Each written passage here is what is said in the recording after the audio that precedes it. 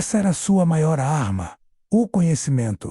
E talvez fosse isso que seus olhos refletiam. Aquela chama que Helena viu pela primeira vez, a percepção dos outros escravizados entre os outros cativos.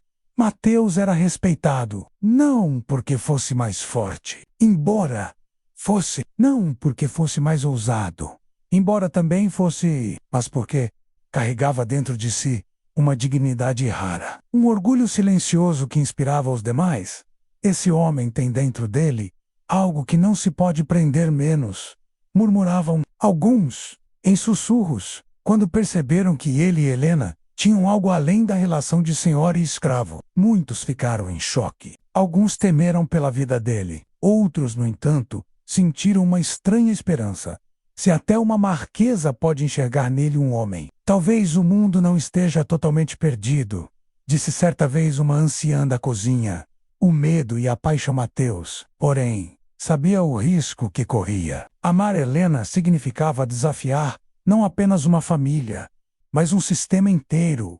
Quantas vezes ele tentou resistir, quantas vezes pensou em se afastar, em proteger a si mesmo e a ela. Mas o amor não se deixa dobrar pela razão e cada vez que cada vez que Helena lhe dirigia uma palavra não de senhora, mas de mulher, ele se sentia vivo. Você me vê, Helena disse-lhe uma noite, sob as árvores do jardim. Pela primeira vez na minha vida, alguém me vê de verdade.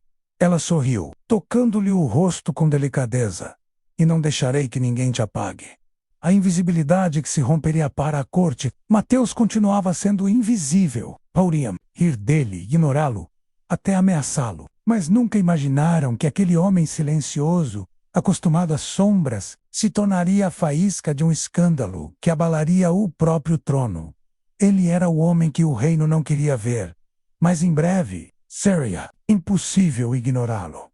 Helena não era ingênua. Ela sabia que cada passo que dava poderia significar sua ruína. A corte não era um lugar de bondade, mas de máscaras afiadas como lâminas. Um deslize, e a reputação de uma família inteira poderia ser destruída.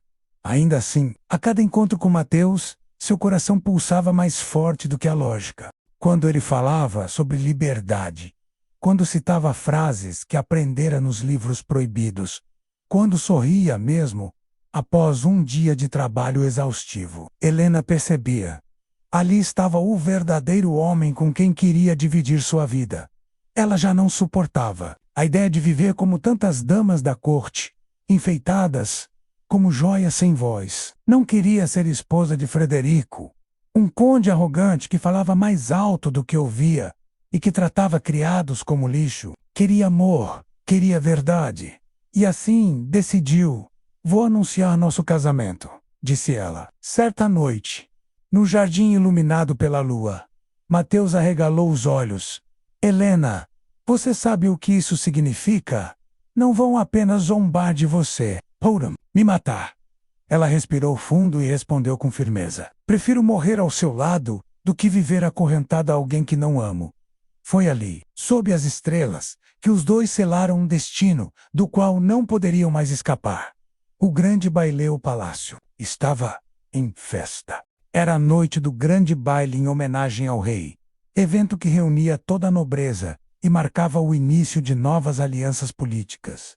Os corredores exalavam perfume de flores recém-colhidas. Os lustres brilhavam como sóis particulares, espalhando luz dourada sobre os vestidos bordados e casacas coloridas. Cada convidado exibia suas melhores joias. Cada família buscava impressionar.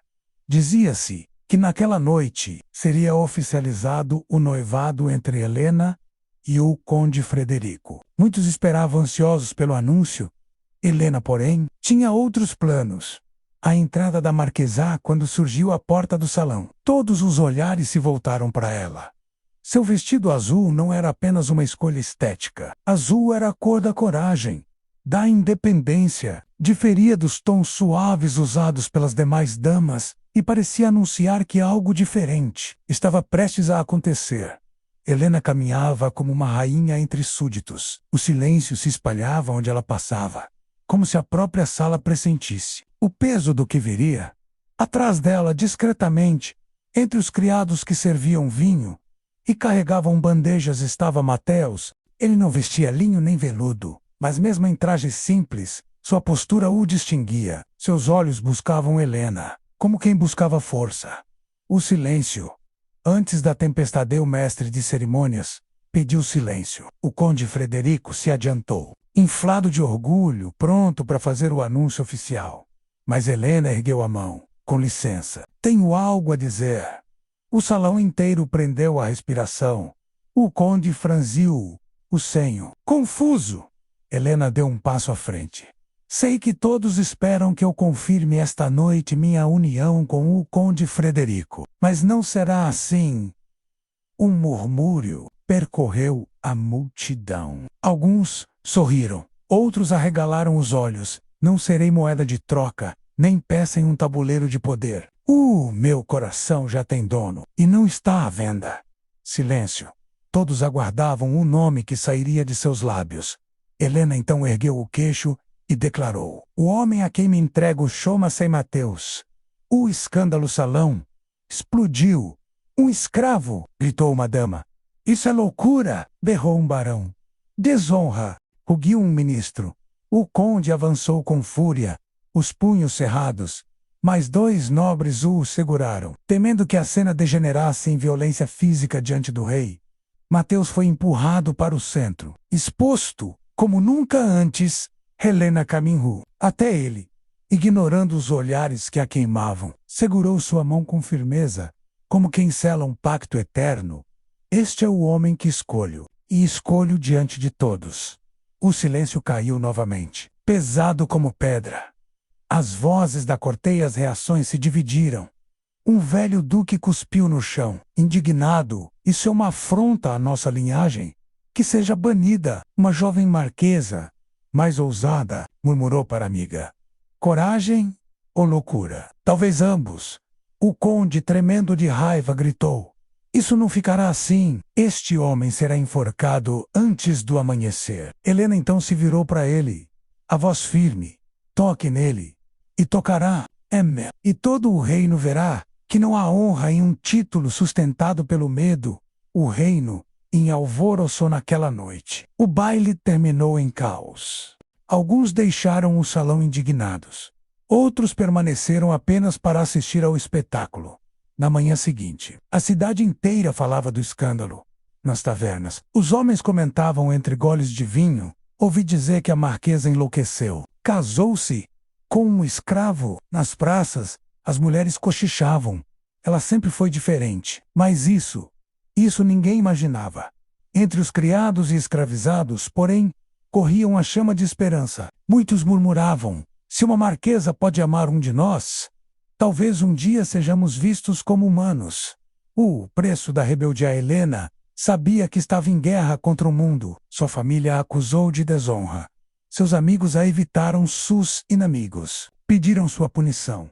Mateus, por sua vez, passou a viver em constante perigo. A cada esquina, a cada olhar, havia ameaça da forca. Mas mesmo diante disso, ambos se mantiveram unidos, porque já não se tratava apenas de amor. Tratava-se de um ato de resistência. Escândalo do casamento já era tema de conversas constantes. Mas quando surgiu a notícia de que Helena esperava um filho, a corte entrou em fúria. Para muitos, aquilo era a confirmação de que o erro da marquesa não seria passageiro. E então, numa madrugada fria, o destino se cumpriu. O quarto estava iluminado apenas pela chama trêmula das velas. Helena suava em agonia, agarrando com força a mão de Mateus. A parteira, uma mulher simples chamada Clara, dava ordens rápidas, pedindo mais água, mais panos, enquanto o vento do lado de fora batia contra as janelas. Depois de horas de dor, um choro estrondoso rompeu o silêncio da noite. Irahame menino Helena, exausta, o tomou nos braços. Seus olhos se encheram de lágrimas ao ver aquele pequeno ser. Frágil e ao mesmo tempo tão poderoso, ele é a prova de que nosso amor não foi em vão. Menos murmurou, beijando-lhe a testa.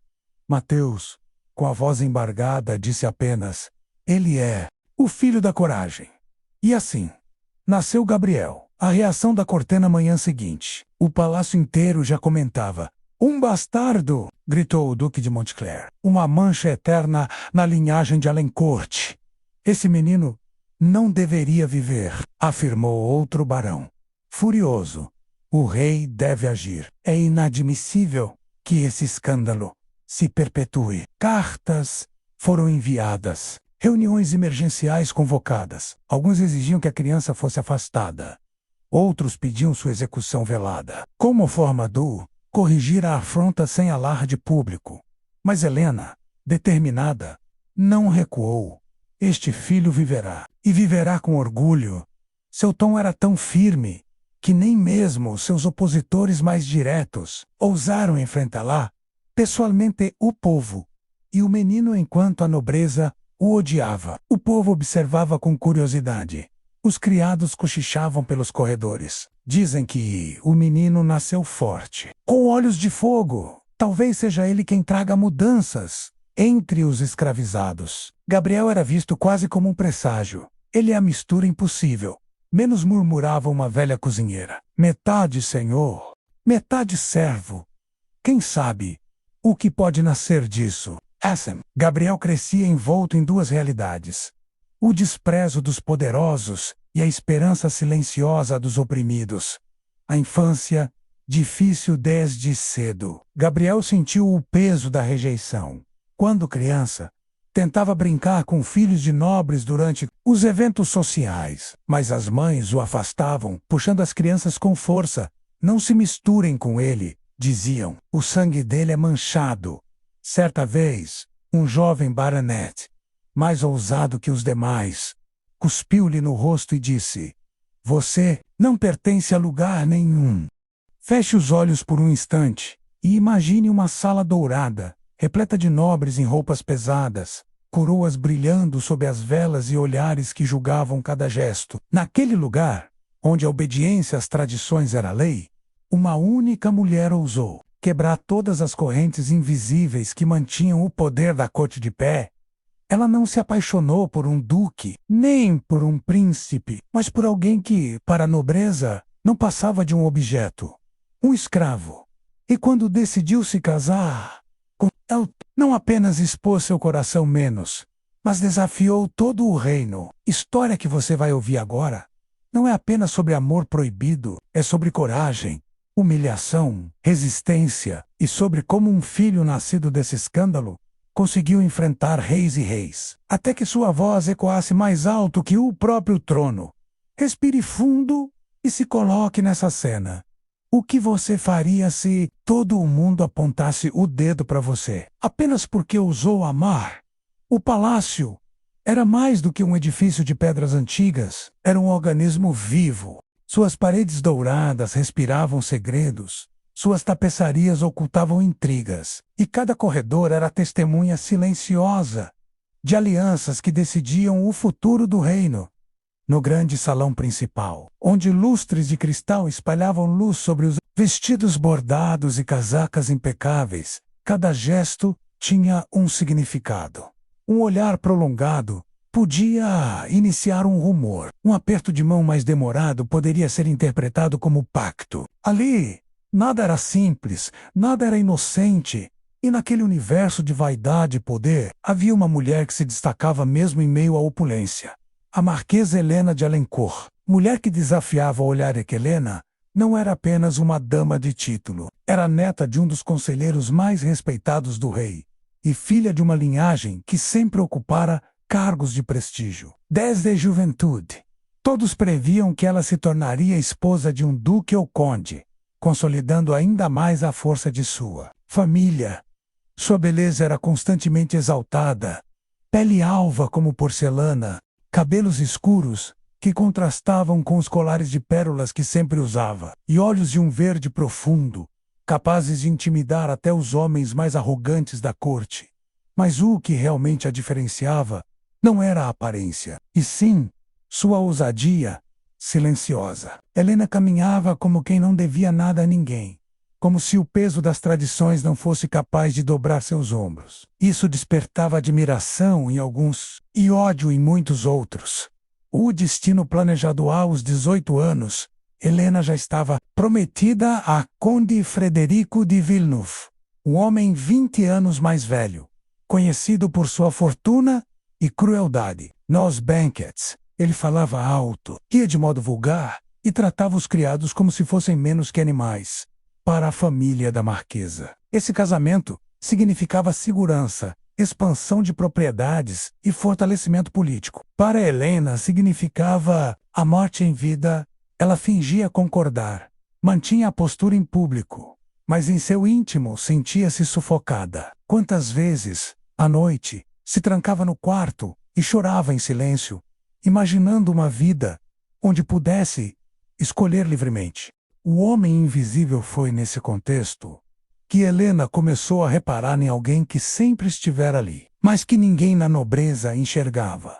Mateus era escravo da casa desde os 14 anos, nascido de uma mãe trazida à força das colônias ultramarinas. Crescera carregando nos ombros o peso de uma condição que não escolheu. A mãe morrera cedo, e desde então ele aprendera a sobreviver com disciplina e silêncio. No entanto, havia algo em Mateus que chamava a atenção de quem ousasse olhar. Além da pele marcada pelo sol, seus olhos, eles não tinham a submissão quebrada de tantos outros. Guardava uma firmeza discreta, como se dissesse ao mundo: podem me acorrentar, mas nunca apagarão quem eu sou. Mateus começou como trabalhador no estábulo, cuidando dos cavalos. Com o tempo, passou a auxiliar nos jardins, e depois, dentro da própria casa, como servente. Helena, ainda jovem, já notava a seriedade com que ele cumpria as tarefas. Mas foi em um entardecer chuvoso que os dois realmente se cruzaram. Primeiro encontro real. Helena estava na biblioteca, sozinha, folheando um livro francês proibido à maioria das mulheres da corte. O barulho da chuva contra as janelas a fazia esquecer o peso de suas obrigações. De repente, ouviu um som discreto na porta. Quando se virou, viu Mateus parado, segurando uma bandeja com chá que havia sido pedido. O olhar dele se encontrou com o dela por um instante. Um olhar rápido, respeitoso, mas cheio de algo que ela não conseguia definir. Pode duxar aí, disse Helena, tentando manter a naturalidade. Ele obedeceu em silêncio, mas, antes de sair, Helena notou. Os olhos dele passaram pelo livro, em sua mão, e, por um segundo, apenas um segundo, havia reconhecimento. Ele sabia ler, e isso a intrigou. E a partir daquele dia, cada encontro casual parecia esconder um segredo. O amor que nasceu no silêncio com o tempo. Helena descobriu a verdade. Mateus, em segredo, aprendera a decifrar letras e palavras. Pegava páginas descartadas pelos nobres. Lia trechos de jornais velhos e, assim, formara um conhecimento que não deveria possuir.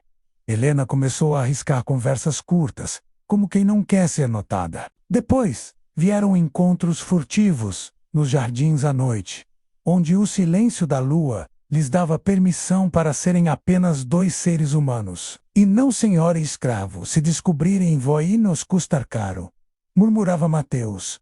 O que já não me custa viver sem liberdade, responde a Helena, e naquela troca de palavras, nasceu algo que nenhum decreto, nenhuma tradição conseguiria apagar. Amor. A decisão quando a pressão pelo casamento arranjado aumentou. Helena não suportou mais viver em segredo. Ela sabia que anunciar sua união com Mateus significava se tornar pária na corte, talvez até perder tudo. Mas, para ela, pior do que isso, seria viver aprisionada a um destino que não escolheu. Decidiu que revelaria a verdade durante o baile anual em homenagem ao rei. O baile do escândalo naquela noite.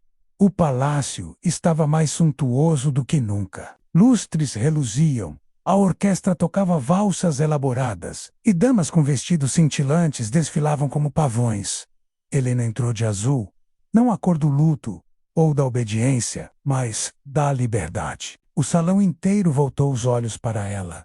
Quando os músicos silenciaram por ordem do mestre de cerimônias, Helena pediu a palavra. Sua voz ecoou clara, firme, sem tremor.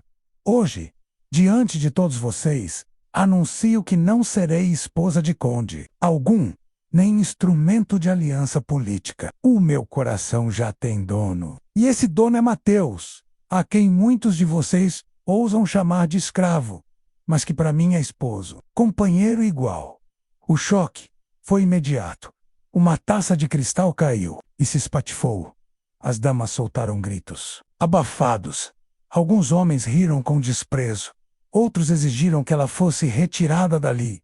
O conde Frederico, pálido de fúria, aproximou-se com os punhos cerrados, mas foi contido por outros nobres, e Mateus, que até então permanecia à sombra, foi empurrado ao centro do salão, pelos olhares acusadores.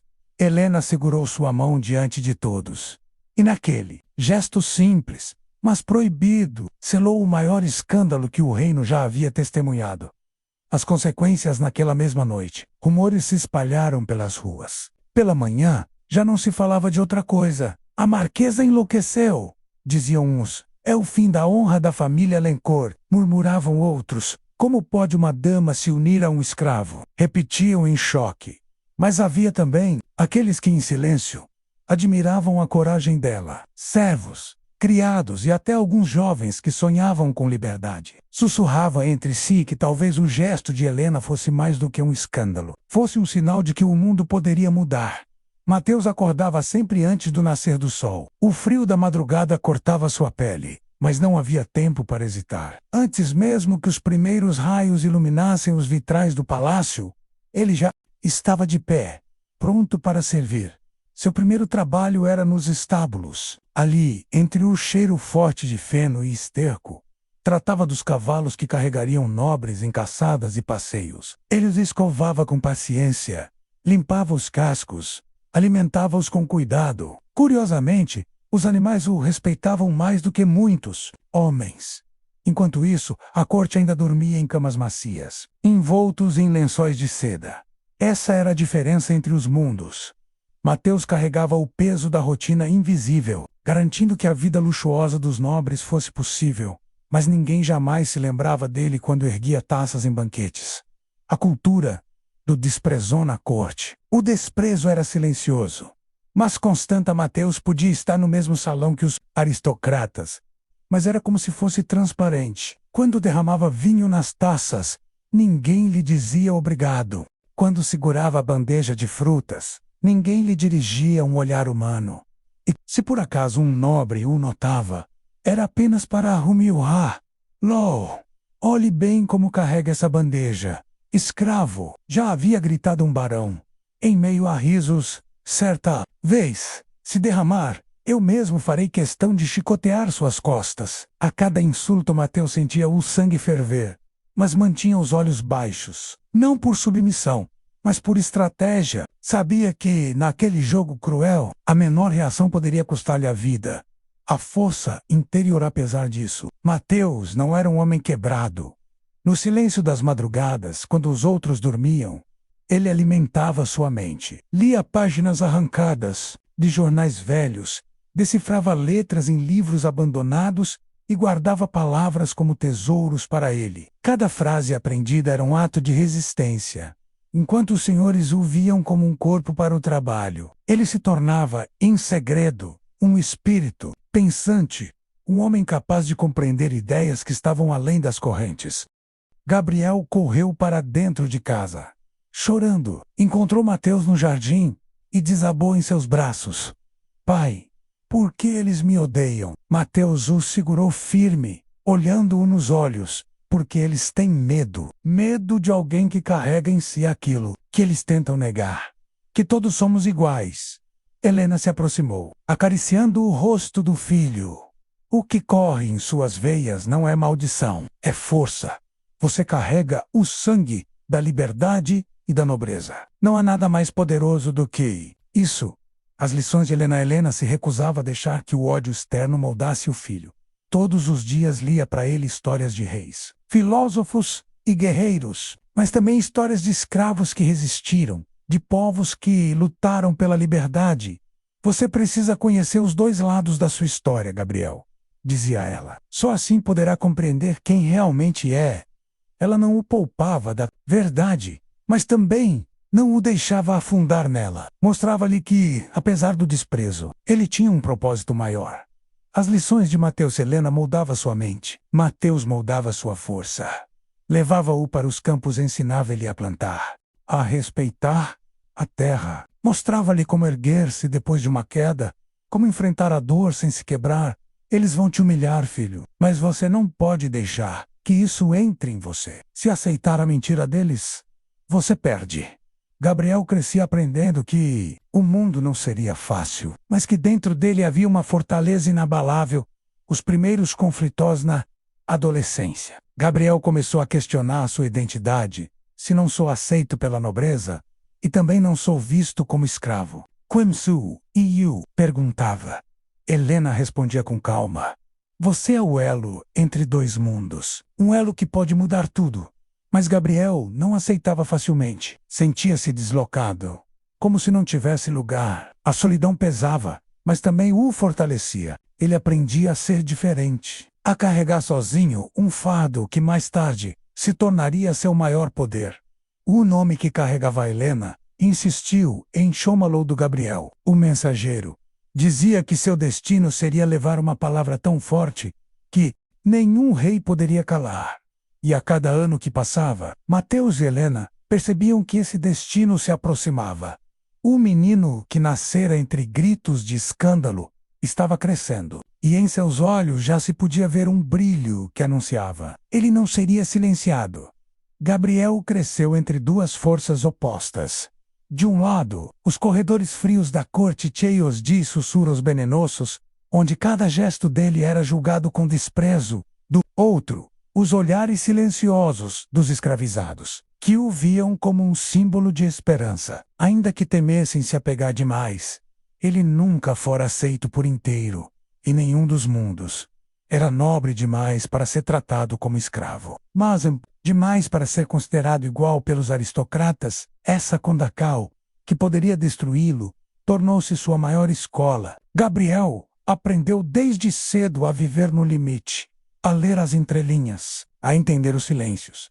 A educação da resistência helena fazia questão de lhe ensinar filosofia, história e poesia. Lia para ele textos sobre reis justos e também sobre povos que resistiram à tirania. Você precisa saber que o poder nunca é eterno, Gabriel, dizia ela. Reis caem, impérios desmoronam, mas a coragem dos que resistem permanece.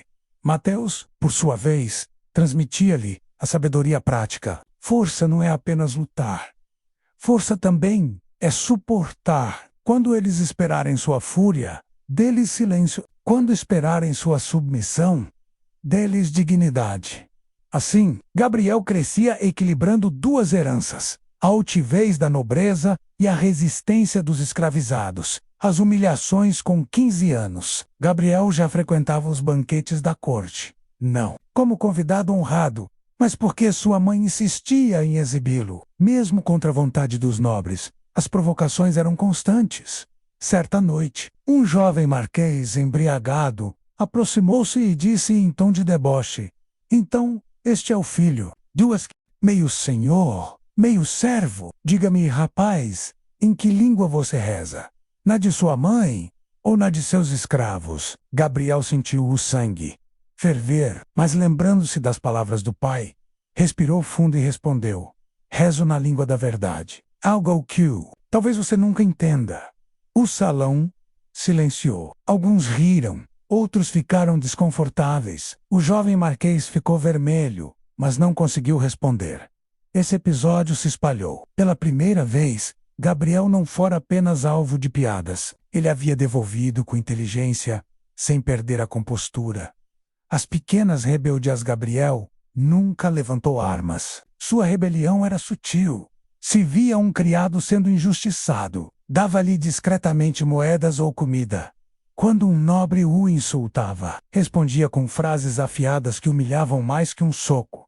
E às vezes, à noite, escrevia poemas e mensagens que circulavam anonimamente entre os criados. Palavras que falavam de dignidade, esperança e mudança. Poucos sabiam que era ele o autor, mas todos liam com fervor. a solidão apesar de sua força. Gabriel sentia-se só.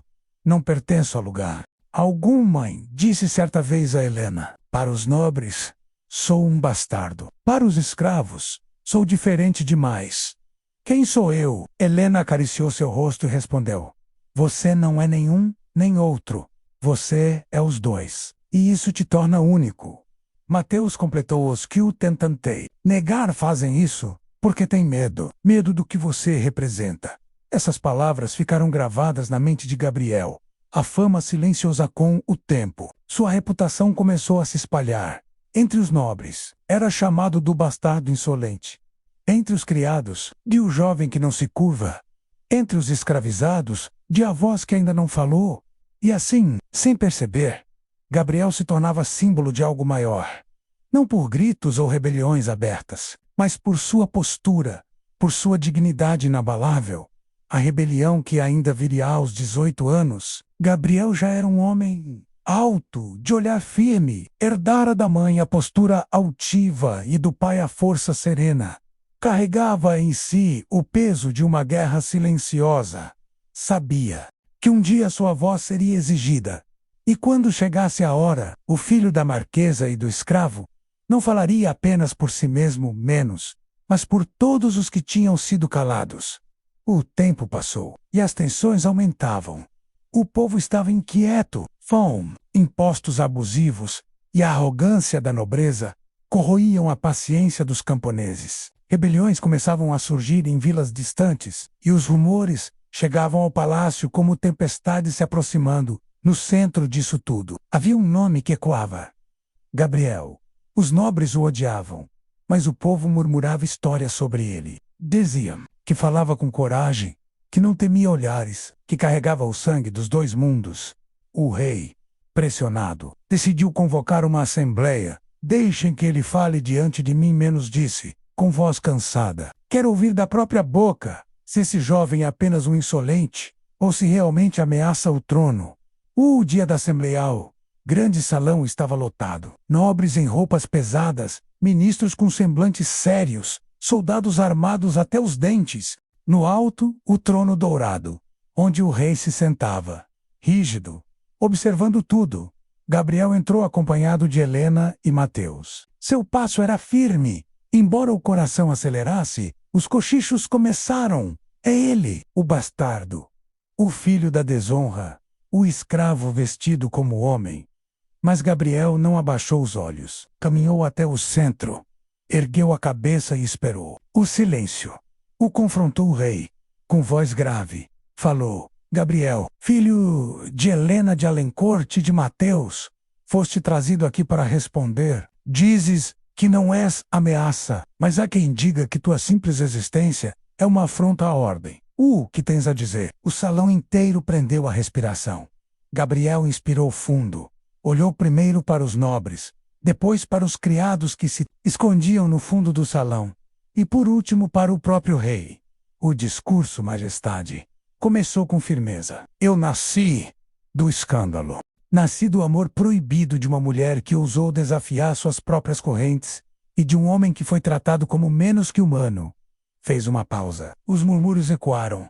Durante toda a minha vida, fui chamado de bastardo, de mancha, de vergonha. Mas eu vos pergunto, a vergonha é minha, por existir, ou é de vocês, que constroem um mundo onde o amor é crime e a injustiça é lei? Os olhares se crisparam. O rei permaneceu imóvel.